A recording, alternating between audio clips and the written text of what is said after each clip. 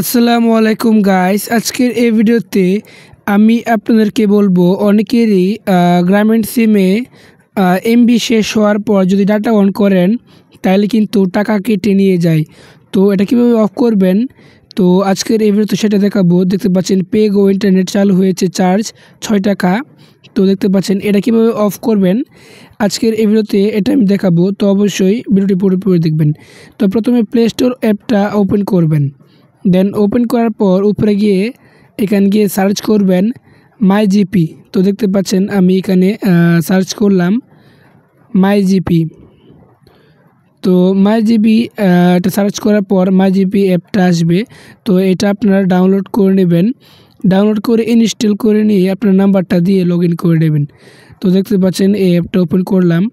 দেন অ্যাপটা ওপেন করার পর উপরে দেখতে পাচ্ছেন সার্চ মাই জিপি একটা অপশান আছে।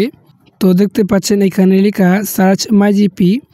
তো এই সার্চ মাই জিপি অ্যাপে একটা ক্লিক করবেন, দেন এখানে টাইপ করবেন pay pay PAYAS pay as you go.